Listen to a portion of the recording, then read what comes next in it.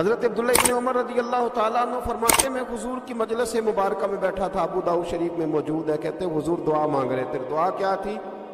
دعا حضور یہ مانگ رہے تھے، رب اغفر لی، یا اللہ ہمیں بخش دے، وتب علی، اللہ ہماری توبہ قبول فرما، انک انت التواب الرحیم، بے شک تو توبہ قبول کرنے والا اور رحم کرنے والا۔ حضور دعا مانگ رہے تھے، اے اللہ رب اغفر لی، یا اللہ ہمیں بخش دے، وتب علی، اور ہماری توبہ قبول فرما، انک انت التواب الرحیم، بے شک تو توبہ قبول کرنے والا اور رحم کرنے والا۔ حضرت عبداللہ ابن عمر فرماتے اس ایک دعا کو ایک ہی مجلس میں ایک ہی جگہ بیٹھ کر میرے نبی پاک نے اپنی زبان اطہر سے 100 مرتبہ ادا فرمایا۔ 100 مرتبہ حضور نے یہ لفظ کہے، رب اغفر لی وتب علی، رب اغفر لی وتب علی، رب اغفر لی، اے اللہ بخش دے، رحم فرما، وتب علی، بس قبول کر لے نا اب ہماری توبہ، انک انت التواب الرحیم، بے شک تو توبہ قبول کر لیا کرتا ہے، تو رحم فرمایا کرتا ہے۔ ایک ہی مجلس میں 100 دفعہ حضور نے دعا مانگی، دعا مانگ کے پھر دعا مانگی، اور دعا مانگ کے پھر دعا مانگی۔ اللہ کو منایا میرے رسول پاک، حضور نے ہمیں بتلایا اسے مناؤ، اس کی بارگاہ عالی مرتبت میں جھکو، اور حضور نے خود بھی یہ طریقہ ہمارے سامنے بطور سنت کے چھوڑا، اور پھر نبی پاک صلی اللہ علیہ وسلم نے آگے بڑھ کے ہمیں کچھ اور باتیں بھی ارشاد فرمائی۔ حضور نے ہمیں بتلایا کہ پچھلے لوگ اپنے رب کو کیسے مناتے تھے، وہ کس طرح اس کے حضور ناز عرض کرتے تھے۔ حضور نے ہمیں اللہ کو منانے کے طریقے بھی بتلائے، فرمایا جب ماں باپ دعا مانگیں گے اولاد کے حق میں تو وہ مان جائے گا۔ حضور علیہ السلام نے فرمایا جب مسافر دعا مانگے گا تو اللہ مان جائے گا۔ فرمایا میرے رسول کریم نے کہ جب بیمار دعا مانگے گا تو اللہ مان جائے گا۔ اور سید عالم علیہ السلام فرمانے لگے جب تمہارے ضعیف، کمزور، مجبور لوگ دعا مانگیں گے تو اللہ مان جائے گا۔ اور حضور نے فرمایا جب تم فرض ادا کر کے دعا مانگو گے تو اللہ مان جائے گا۔ اور میرے محبوب نے فرمایا جب پچھلی رات اٹھ کے تم اس کے حضور عرض کرو گے تو وہ تمہاری دعاؤں کو قبول کر لے گا، وہ تم مان جائے گا۔ اور حضور نے ہمیں دن بتائے، فرمایا جمعے والے دن مانگنا مان جائے گا، شب قدر کو مانگ لینا مان جائے گا، شب برات میں دعائیں کرنا وہ مان جائے گا، رمضان کی راتوں میں مانگنا مان جائے گا، قرآن پاک کے ختم کے موقع پر دعا کرنا مان جائے گا۔ طریقے بتلائے۔ اب یہ ہے کہ ہم نے تو مانگنا تھا نا اس کی بارگاہ، ہم نے تو حاضر ہونا تھا، ہم نے تو جانا تھا، اب ہم نے آگے بڑھنا ہے، اس کے حضور عرض کرنا ہے۔ حضور نے ہمیں بتلایا کہ مومن متقی ہوتا ہے نا، پرہیزگار ہوتا ہے، تو اس نے کچھ نیکیاں بھی کی ہوتی ہیں، جس طرح اسے اپنے گناہوں کا پتہ ہوتا ہے نا، اسے پتہ ہوتا ہے کہ نہیں یار فلاں کام میں نے فقط اللہ کی رضا کے لیے کیا ہوا ہے، وہ میرا اور میرے رب کا راز ہے۔ فرمایا جب تم بڑے الجھ جاؤ نا، جب تم بڑی آزمائش میں آ جاؤ، اور جب تم سمجھ لو کہ اب میں بڑی تکلیف میں آ گیا ہوں، تو پھر ایک طریقہ حضور نے ہمیں اور بھی بتلایا مانگنے کا، ایک اور طریقہ بھی بتلایا، اور وہ روایت صحیح مسلم میں موجود ہے۔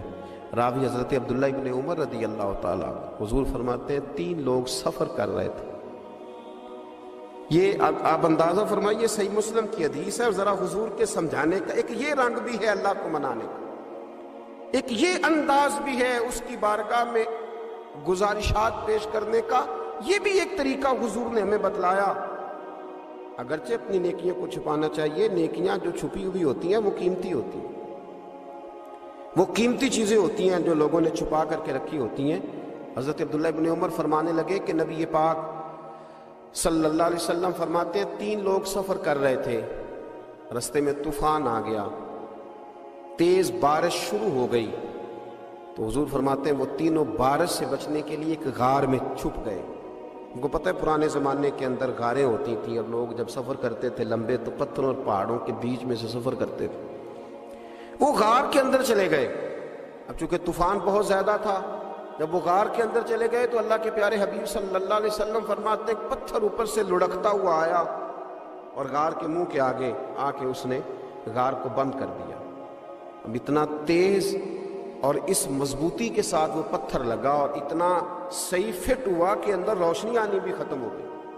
اب 3 لوگ ہیں، تھوڑی دیر تو وہ پریشان رہے کہ شاید اب کبھی بچ نہیں سکیں گے، شاید چاروں جانب اندھیرا ہی ہے اور اندھیرا ہی رہے گا، شاید یہاں سے نکلنے کے لیے اب ہمیں کوئی رستہ میسر نہیں آئے گا۔ وہ پہلے تو پریشان ہوئے، پھر کہنے لگے یار اس طرح کرو، ذرا غور کیجئے گا میری بات پہ۔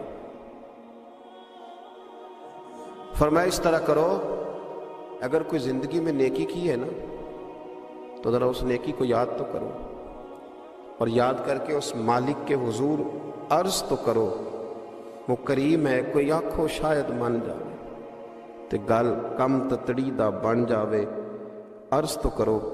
ان میں سے یہ آپ اندازہ فرمائیے، یہ بات بیان کون کر رہا ہے؟ یہ مدینے والے رسول بیان کر رہے ہیں، یہ نبی پاک علیہ السلام نے بیان فرمایا۔ یہ وہ کہانی ہے جو ہمیں ہمارے نبی پاک نے سنائی، رسول کریم علیہ السلام نے ہمیں بتلائی، یہ داستان محبت۔ حضور فرمانے لگے، ایک نے ان میں سے ہاتھ اٹھائے اور اس نے انداز کیا چھیڑا، عرض کرنے لگا اللہ تو جانتا ہے نا میں نے بکریاں رکھی ہیں، میں غریب ہوں، مزدور ہوں، اور مالک تو یہ بھی جانتا ہے کہ میرے بچے بھی ہیں، بیوی بھی ہے، پر میں جب بھی گھر لوٹا ہوں تو دودھ میں نے بچوں اور بیوی کو پہلے نہیں دیا، بوڑھے ماں باپ کو پہلے دیا۔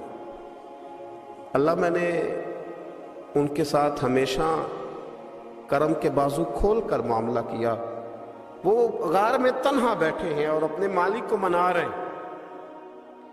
عرض کرتے ہیں اللہ تجھے یاد ہے نا ایک رات جب میں بڑی دیر سے لوٹا تھا، لکڑیاں کاٹتے، درخت تلاش کرتے، مجھے دیر ہو گئی، میں دیر سے لوٹا تھا، نیت یہ کر رکھی تھی کہ دودھ سب سے پہلے ماں باپ کو پلاؤں گا، مالک جب میں لوٹا تو وہ بوڑھے تھک کر کے سو گئے تھے، میری بیوی نے مجھے کہا کہ بچوں کو پلا دو، وہ سو گئے، تو میں نے کہا نہیں میرے ذمے ہے ان بوڑھوں کے دل کو ٹھنڈا کرنا، ان سے پیار کرنا۔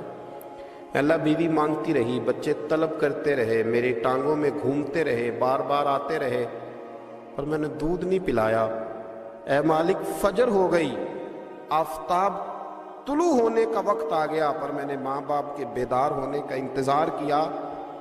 اے اللہ وہ جب اٹھے تو ان کی آنکھوں میں جو میرے لیے دعا تھی اور ان کے سینوں میں جو میرے لیے کرم تھا، اگر تیری بارگاہ میں وہ نیکی قبول ہے تو مالک پھر رحم فرما، نہ اس مشکل سے آسانی عطا فرما۔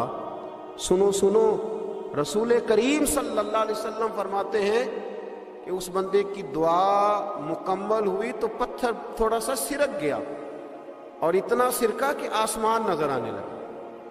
جس نے ماں باپ کو منایا ہے، ان سے پیار کیا ہے، پھر یہی بات وسیلہ بن جائے گی رب کے ماننے کا، پھر یہ وسیلہ بنے گی، اللہ اس سے مان جائے۔